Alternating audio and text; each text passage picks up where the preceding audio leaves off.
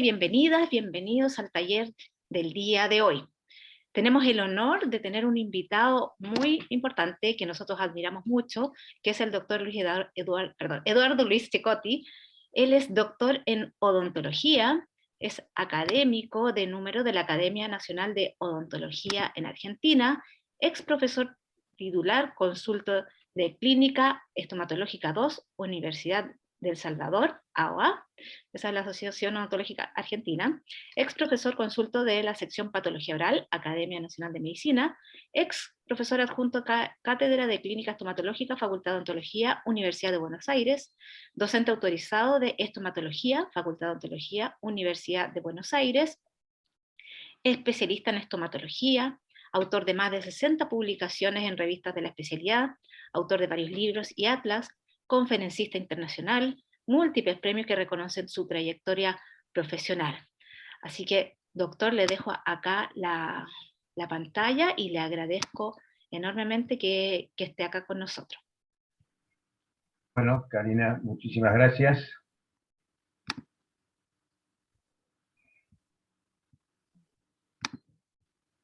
No sé si sale. Ahí está. ¿Me escuchan? Sí, lo escuchamos y se está viendo bien la pantalla. Correcto. Bueno, muchísimas gracias, Karina. Te felicito por esta actividad que ya sé que es muy exitosa, porque además me complace poder compartir este espacio que ha sido también presencia de importantísimos especialistas. Realmente agradezco, obviamente, a la cátedra. Y déjame decirte que me complace justamente ver, como te decía antes en una charla previa, la cantidad de jóvenes que se van acercando en toda Latinoamérica a la especialidad. La especialidad está creciendo gracias a ustedes. Y un detalle especial que también me llega al corazón es la buena relación que tienen ustedes con nuestros jóvenes especialistas e investigadores, sobre todo de Salta y de Córdoba, de los cuales los trabajos que ustedes realizan para nosotros son muy importantes para nuestra práctica clínica. Así que bueno, felicitaciones por eso. Los estoy contactando obviamente desde Argentina.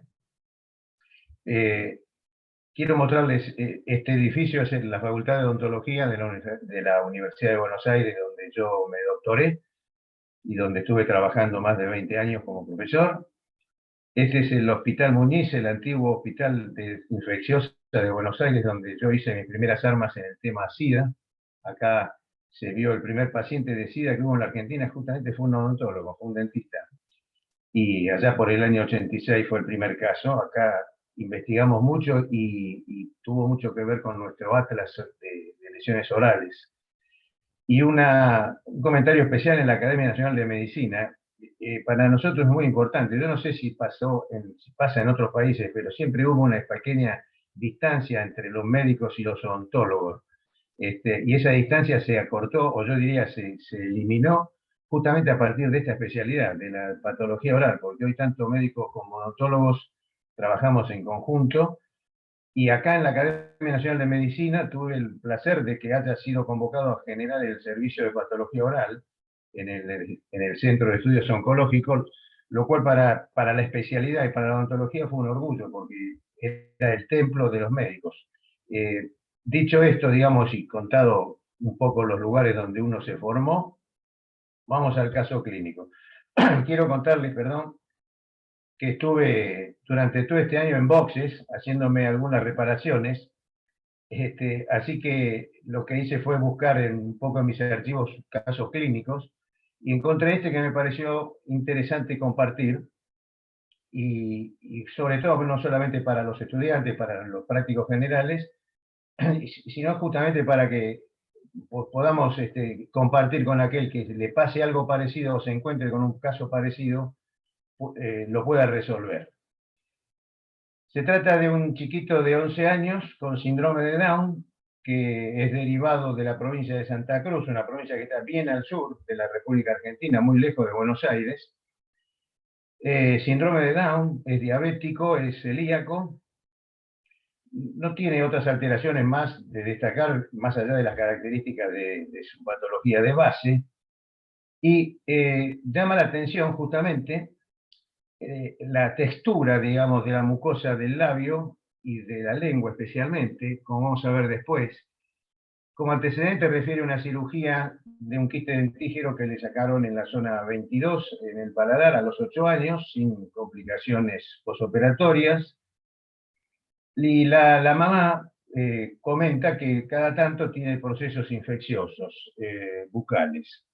Lo estuvieron viendo durante, según lo que cuenta la madre, que viaja a Buenos Aires con el chico, durante 6 años en forma periódica presenta infecciones bucales, según relata la mamá, y fue tratado obviamente con amoxicilina clavulánico y fluconazol, porque justamente en su lugar de origen, en su región, en el pueblo donde él vivía o vive, de cada tanto le hacían cultivos y apareció la flora microbiana normal y la cándida. Obviamente mucho antibiótico, el paciente diabético, pero no solamente eso, sino que los chicos con síndrome de Down sabemos que tienen una alteración cromosómica que afecta la estructura y compromete además la estructura de la mucosa bucal y compromete, por supuesto, el sistema inmunológico. Y también sabemos que estos chicos son grandes cargadores de levadura, o sea, presentan mucha cándida comparado con los chicos que no tienen Down.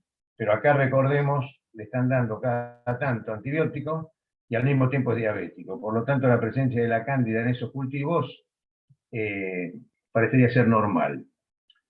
Cuando llega a Buenos Aires por primera vez y le vemos ese aspecto de esa textura rara en la mucosa, del labio sobre todo y la lengua, lo que pedimos es un análisis, una serología habitual, no hay cosas de importancia, es un poco aumentada la eritrosedimentación, la glucemia está controlada. Se le manda a hacer un hisopado ahí nuevamente, porque hay que pensar que el chico viaja a Buenos Aires y vuelve a su provincia nuevamente, así que hay que hacer todo lo más rápido posible. No son de buenos recursos, digamos, la familia. Así que se pidió un hisopado en un centro privado, a ver si coincidía con el resto de los hisopados que mostró la mamá. Y acá ustedes ven, dice lo mismo, flora polimicrobiana, cándida, pero bueno, le hicimos una biopsia de labio y lengua que nos informa cuadro histológico correspondiente a hiperplasia epitelial inflamatoria asociada a candidiasis, o sea, nuevamente la cándida porque usaron el PAS para detectarla. Entonces estamos en presencia de un chico que tiene estas características clínicas, una gran cantidad de aspectos papilomatosos, múltiples papilomas, tanto en el labio como en la lengua, surcos profundos que dejan esta superficie tan irregular. En el momento de la consulta lo que observamos es una gran inflamación, esa imagen más roja es proceso inflamatorio, y empezamos nuestro comentario, nuestra participación o nuestro diálogo. Quisiera que si hasta ahora se les va ocurriendo algo, me puedan ir comentando respecto de posibles diagnósticos presuntivos. Vamos a dar aquí la palabra, no sé si aquí Juan Martín Pimentel, hola Juan, nuestro amigo de Salta, él pregunta por algún trastorno gastrointestinal, piensa que podría ser un síndrome de Cowden.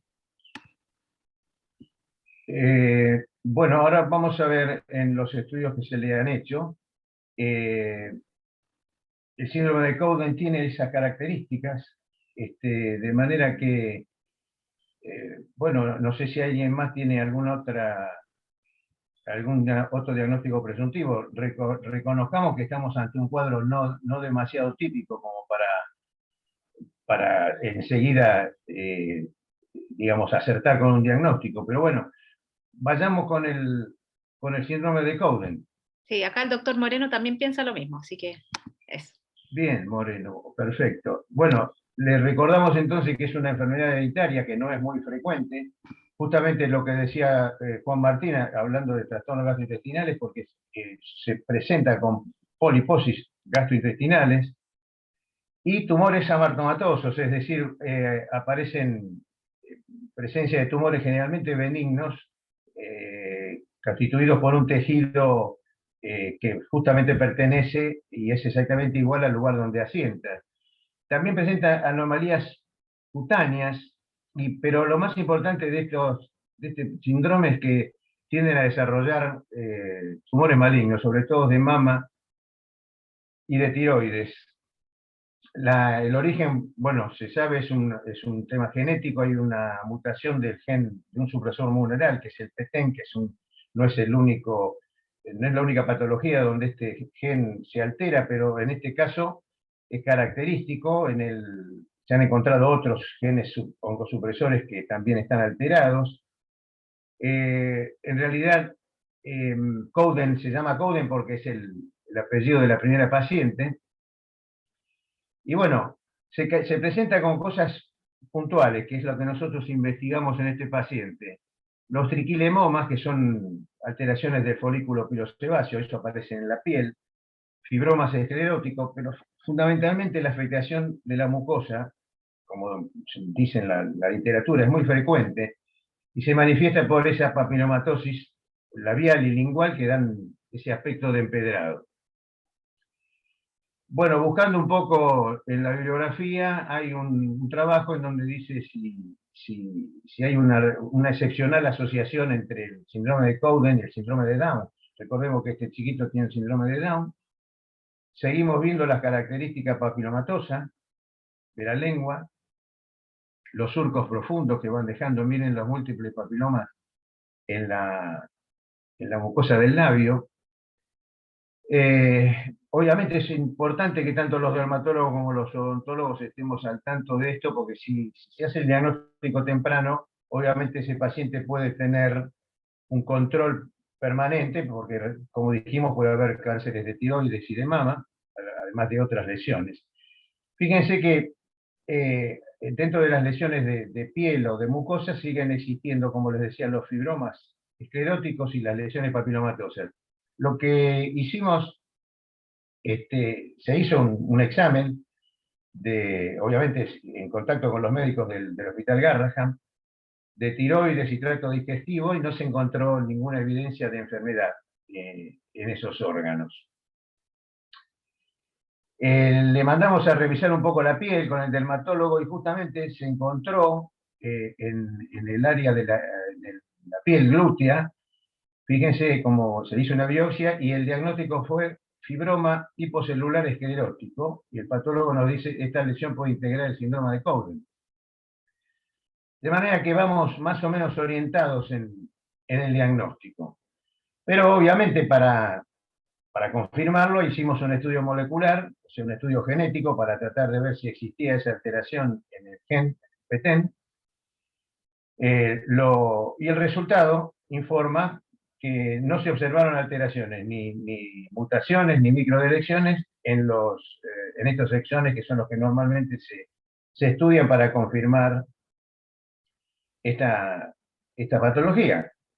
Acá está el informe de este instituto, que es un instituto privado, donde se hizo el estudio genético.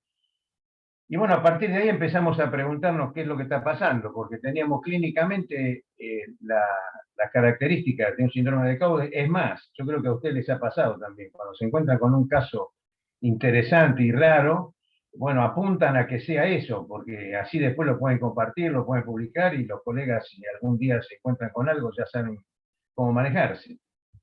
Sin embargo, obviamente fue mala mía, como yo digo acá. Nosotros a veces ante una patología tenemos diferentes caminos para elegir. Algunas la detectamos inmediatamente, antes de que se siente el paciente ya tenemos el diagnóstico hecho. Y otras, como en este caso, nos parece que puede ser tal cosa y avanzamos en ese camino, pero con un entusiasmo bárbaro para que sea eso. Sin embargo, evidentemente en este caso no lo fue, no teníamos, inclusive el diagnóstico genético ya nos negaba esa presunción. Pero la característica clínica existe con múltiples papilomas. Acá lo seguimos viendo, sigo repitiendo las imágenes para que nos las grabemos, digamos.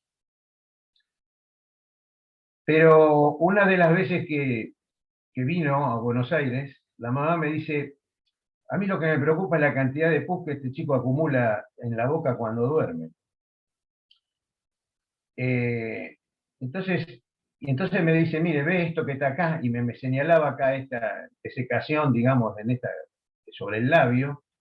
Digo, señora, pero eso no es pus. Lo que me gustaría es, si usted puede, que cuando vuelva a su provincia, si tiene la posibilidad de sacarle una foto al chico, para que nosotros podamos tener alguna imagen más, porque obviamente este chico, en el examen clínico que veíamos nosotros, y supuestamente la cantidad de veces que lo vieron durante 5 años, en ningún momento vieron pus. Entonces la mamá dice, bueno, quédese tranquilo que yo le voy a mandar la foto. Y ahí mandó la foto. Esa es la característica con que veían a este chico cada vez que, eh, bueno, amanecía. La mamá, obviamente, después comentó que lo limpiaba y claro, la boca después estaba normal, no se presentaba con esta secreción purulenta. Pero como la mamá le decía a todo el mundo que tenía infecciones y muchos suponían que esa textura de la mucosa podía tener que ver con alguna infección, el antibiótico era de rutina y el antimicótico. Cuando vino a Buenos Aires después de la foto se le mandó a hacer otro cultivo, digamos, para ver si había alguna cosa diferente en otro mismo laboratorio, pero empezamos a ver de dónde podía venir ese material purulento. En el examen clínico veíamos que no había pus en ningún lado de la boca, apretábamos las glándulas, no salía, la saliva era normal, se hizo una tomografía computada, no, acá dice se observa engrosamiento de los tejidos blandos en la cavidad bucal, no se observan alteraciones, tampoco en los senos maxilares había alteraciones. Se hizo una resonancia de cerebro, una resonancia magnética de cuello, en donde las glándulas submaxilares y parótidas estaban normales, todo estaba normal. En el tórax, porque ya llegábamos a pensar que a lo mejor era algo que provenía de algún otro sector y no teníamos ni idea, la verdad que no teníamos ni idea, pero se hizo también una resonancia de tórax sin ningún tipo de patología que esté relacionada. Sin embargo, seguía el chico amaneciendo con estas características. Entonces, obviamente, cuando uno no sabe, tiene que preguntar. Se me ocurrió mandarle a mis amigos, a ver si habían visto algo igual. El doctor Cristian Scali, que ustedes lo conocen porque obviamente es un referente, lamentablemente falleció, lo perdimos, pero muchos de nosotros estudiamos por su cantidad enorme de trabajos y su experiencia. Y me dice, Eduardo, es un caso interesante, la cándida en el síndrome de Down puede afectar y reduce el flujo salival, por lo tanto a lo mejor hay estreptococos que se han metido en la glándula y podría ser esa la causa. Entonces yo le digo, Cristian, mi gran pregunta es el origen del pus. Le digo, una micosis puede generar pus. Y él me dice, yo nunca he visto eso. Pero puede ser, dice, y me habla de actinomicosis, pero ya sabemos que la actinomicosis no es una micosis. Entonces, le contesto nuevamente y le comenté, le digo, mirá, te molesto otra vez para decirte que se descartó el síndrome de Cowden en el estudio genético, y también descartamos una papilomatosis, porque él me había mandado un artículo en un síndrome de una papilomatosis oral florida en un paciente con Down. Y le digo, ¿vos tenés experiencia en alguna micosis que sea refractaria al fluconazol? Y me dice, yo no tengo reportes, ¿no? Que claramente indiquen que una infección provocada por un hongo genere pus. Bueno, obviamente si él no vio eso, cada vez a mí se me complicaba más. Entonces me contacté con otro gran amigo que es el doctor Greenspan, que ustedes lo conocen, a John y Deborah Greenspan, porque son los que escribieron la leucoplasia vellosa del SIDA.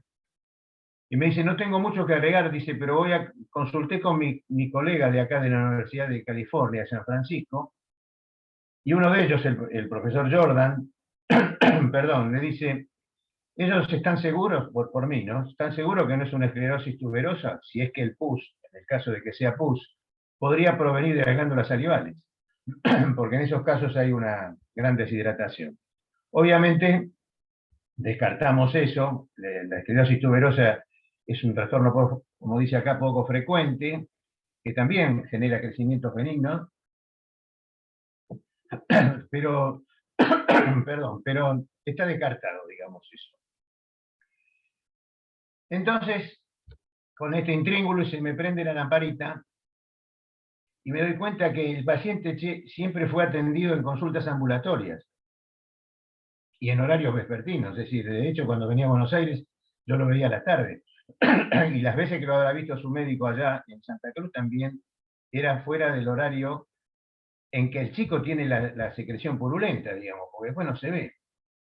Entonces, lo que hice fue justamente pedirle ayuda y decirle a la madre que cuando viaje a Buenos Aires, de común acuerdo con ella, nos avise, ¿no?, en qué hotel está, así podíamos ir a verlo cuando el chico todavía estaba dormido. Y eso lo hicimos juntamente con la doctora Eliana Turcot, una gran amiga y gran microbióloga, profesora de la Cátedra de Microbiología y Parasitología de la Facultad de Ontología de la Universidad de Buenos Aires, y los dos nos fuimos muy tempranito al hotel, justamente a tratar de recolectar el material y hacer los estudios correspondientes, a ver si encontrábamos algo diferente. En la primera observación, otra vez bacilo gran negativo, diplococos y cantidad de células levaduriformes. Hasta ahora más o menos lo mismo de siempre. Pero también un gran estado inflamatorio, por eso lo veíamos tan rojo los cuadros. Utilizando los medios correspondientes, el Cromagar, se aislaron colonias, muchas colonias verdes. Las colonias verdes de Candida spp son bastante frecuentes, de acuerdo a los microbiólogos, en la cápsula de Petri, en la Candida albicans y en la dublinensis, se ve verde cremoso. Todos sabemos que la sigla SP quiere decir especie, ¿no? Y SPP es el plural, especie.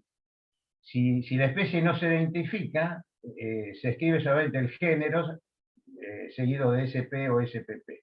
Por lo tanto, acá lo que había que identificar es la especie, porque la Candida dublinensis, fenotípicamente es muy parecida a la Candida albicans y muchas veces se diagnostica falsamente una y otra. Entonces, las doctoras de la Cátedra de Microbiología tuvieron que hacer la tipificación a través de los métodos específicos entre lo que es dublinensis y albicans. Y además también se pidió, y lo hicieron a través de las técnicas correspondientes a nivel internacional, la susceptibilidad antifúngica, como si fuese un antibiograma, a ver si eran o no resistentes a las drogas como el fluconazol o el voriconazol. Y el resultado era que, concretamente, era Candida dublinensis, lo que ellos detectaron en ese material purulento, y que era resistente al fluconazol y sí susceptible al voriconazol. Acá vamos entendiendo por qué durante tantos años antibiótico y fluconazol no cambiaban absolutamente nada, al contrario, estimulaban la generación de la micosis. Este es el resultado enviado por la doctora, firmado por la titular de la cátedra, la doctora Bugliatini. Y la Candida dublinensis, yo me acuerdo, porque justamente tuvo que ver con el SIDA, se fue identificado en 1995 en Dublín, por eso se llama dublinensis, en un paciente justamente con HIV. Y fíjense los factores predisponentes, vamos a recordarlos: pacientes HIV positivos, gente que usa drogas intravenosas, enfermedades debilitantes tratados previamente por un periodo muy largo con fluconazol, o sea, pacientes que han recibido fluconazol durante mucho tiempo, pacientes HIV negativos pero con enfermedades debilitantes. Recordemos que el síndrome de Down tiene un estado inmunológico disminuido y además era diabético, pero además también que han recibido tratamiento prolongado con antifúngicos. Este chico fue tratado con voriconazol, 200 miligramos cada 12 horas, controlado por su infectólogo, durante 3 semanas. El voriconazol es uno de los azoles de segunda generación, lo mismo que el itraconazol y el flujo. Y bueno, acá vemos el resultado de este tratamiento. Una textura totalmente irregular que me engañó y me equivoqué, como 1000 veces me equivoco en los diagnósticos, orientándome a un síndrome que hubiera querido que sea porque así era importante el caso y qué sé yo. Eso nos pasa a todos, de querer mostrar casos a veces poco comunes, y gracias a Dios no era eso, gracias a Dios. Y fíjense cómo el antimicótico correspondiente y el estudio, digamos, que correspondía hacer, mejoró el cuadro clínico de este paciente. Acá lo ven, vean cómo era la lengua, vean incluso, estas son fotos que me fue mandando con el celular la mamá de Santa Cruz. Fíjense cómo fue cambiando el aspecto clínico y cómo fue evolucionando para mejor este chico. Ahí lo tenemos. Entonces, el uso prolongado de antifúngicos, como dice acá este artículo, puede eliminar la competencia con dublinensis o otros hongos, precisamente la cándida, y aumentar el riesgo de una candidiasis rebelde, y que nosotros siempre pensamos que es cándida, o sea, y insistimos por ahí con el fluconazol, pero hay que pensar que muchas veces puede ser otra variante.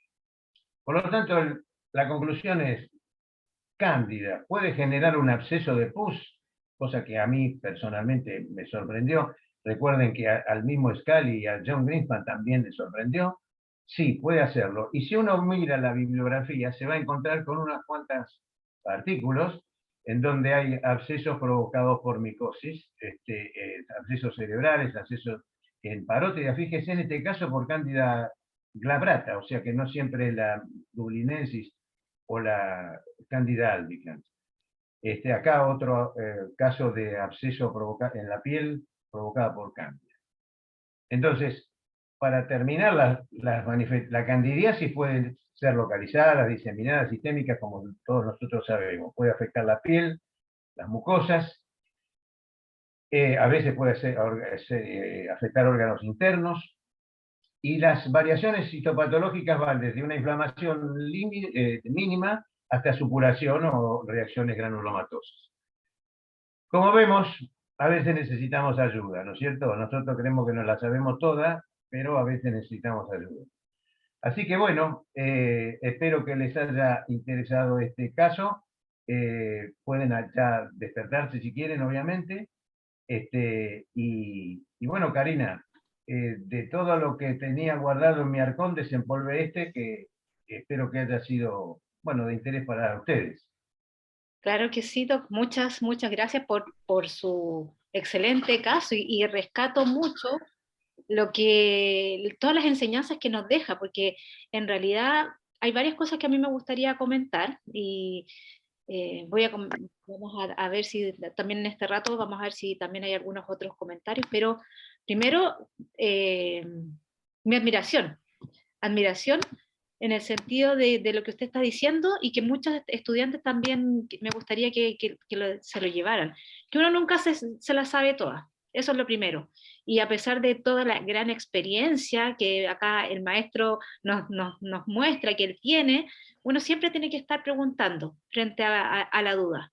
Y yo siempre digo, prefiero pasar por ignorante y a veces incluso me da un poco de vergüenza, pero voy a preguntar, porque eso es lo primero, frente a la duda, preguntar.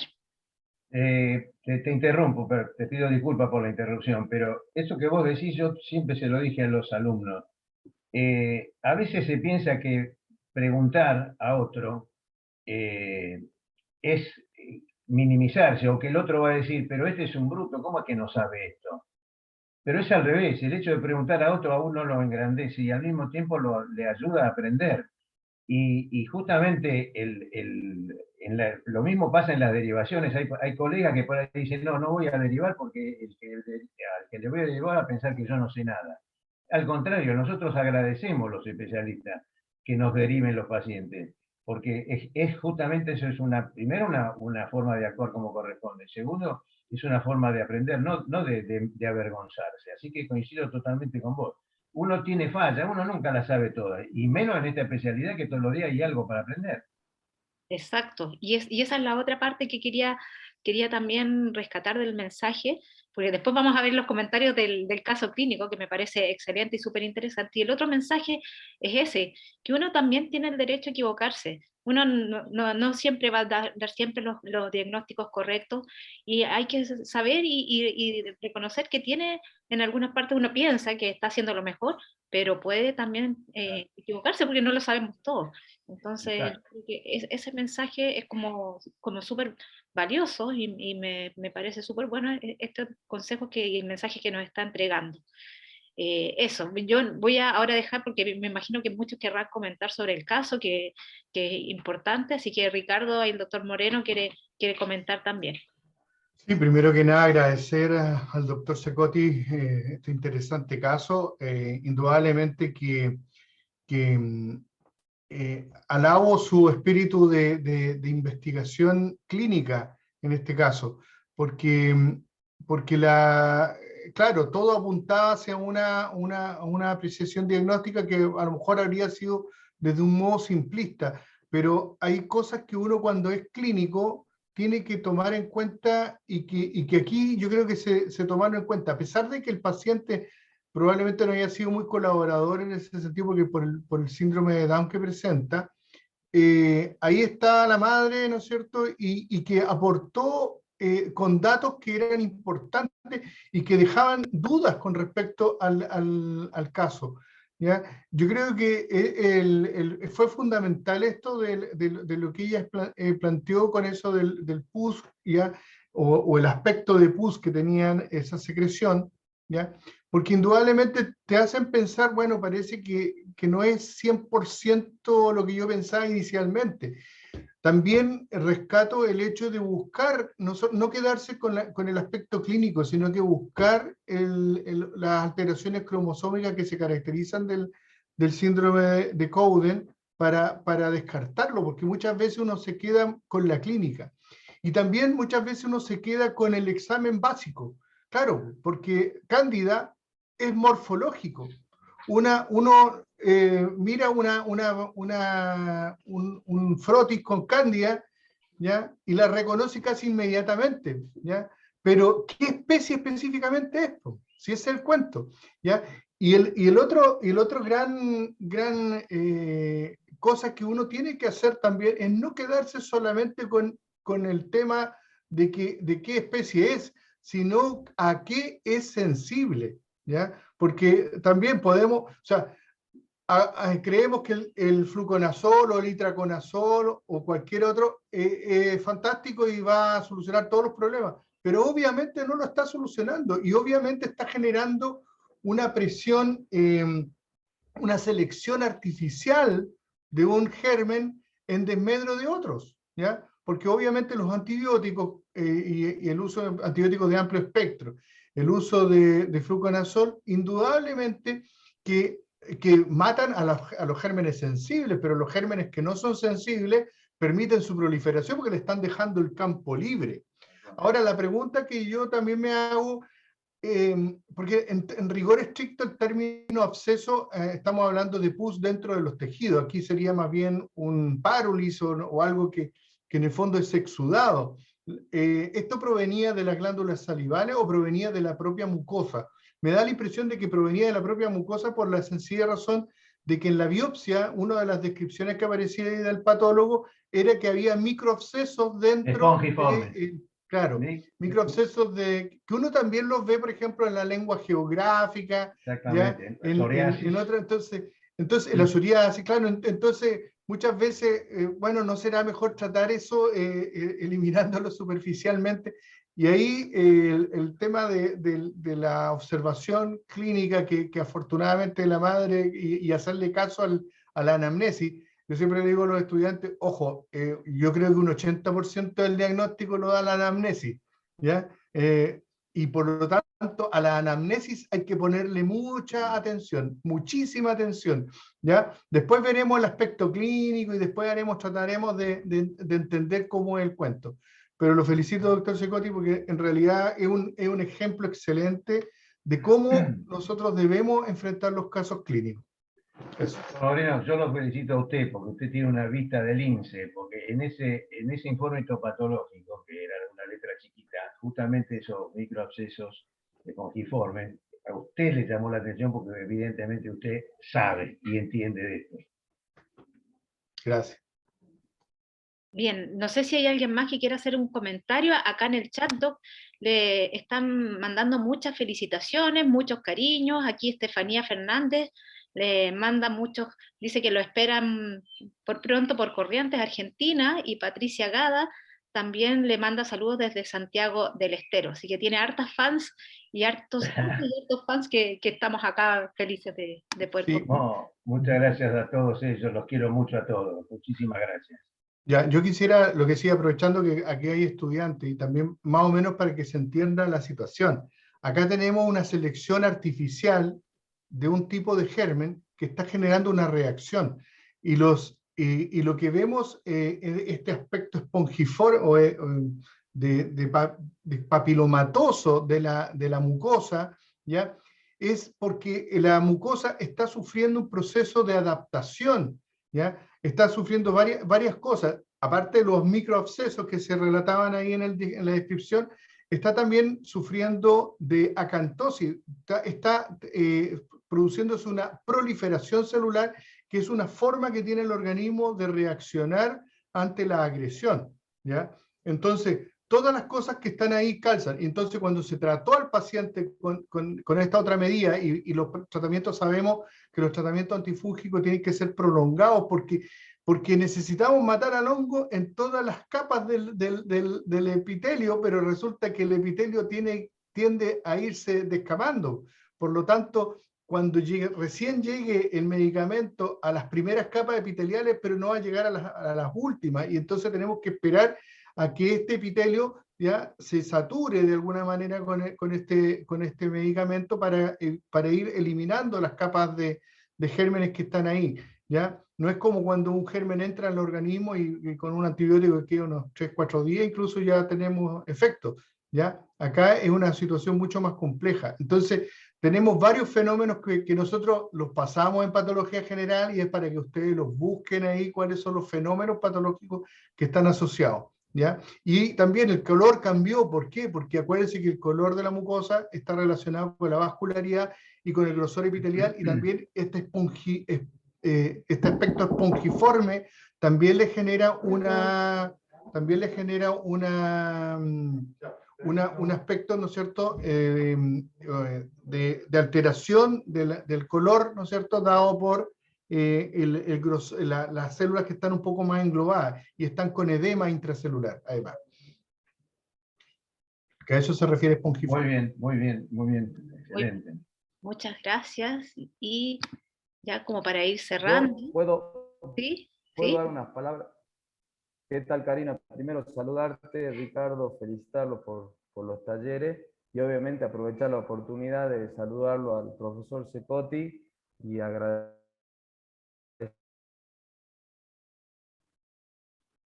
profundamente Karina, la verdad que aprovechando que hay estudiantes de la universidad y bueno, obviamente colegas, cómo muestra que el profesor tiene la humildad de los grandes, ¿no?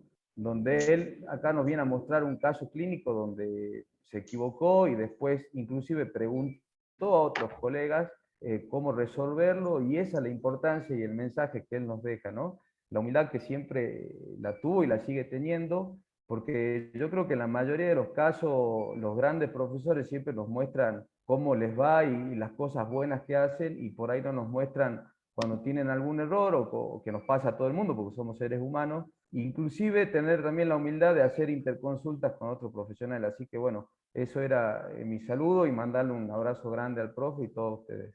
Gracias, Juancito, muchas gracias por tus palabras. Sé que ustedes son iguales, así que no se asombren por mi actitud. Gracias, Juan. Un saludo muy grande. Y antes yo estaba ya mostrando su certificado, pero dice que María del Mar Venturino dice que ojalá podamos verlo pronto de manera presencial. Yo creo que sí estamos todos ansiosos de vernos de manera presencial. Así que... María del Mar, un beso grande a ella, es de Mar del Plata, y fundamentalmente un abrazo enorme a su papá, que es mi amigo. Muchas gracias, qué lindo. No sé si hay alguien más que quiere hacer algún otro comentario, alguna otra cosa, pero para ir ya finalizando. Y como les iba a mostrar. Acá nosotros le damos a todos nuestros expositores. Ahí está, se me está viendo. Este es el certificado de expositor que le vamos a hacer llegar después a su correo. Así que muchas gracias, profesor, por estar con nosotros. Un honor tenerlo y bueno, muchas gracias a todos también por su asistencia y nos estamos viendo la próxima semana en un nuevo taller. Gracias por todo, Karina. Muchísimas gracias a todos por su calidez. Doctor Moreno, muchas gracias. Gracias. Doctor Costa, gracias por estar siempre. Sí, muchas gracias a todos por estar Gracias aquí. a ustedes. Bueno, nos vemos. Nos vamos.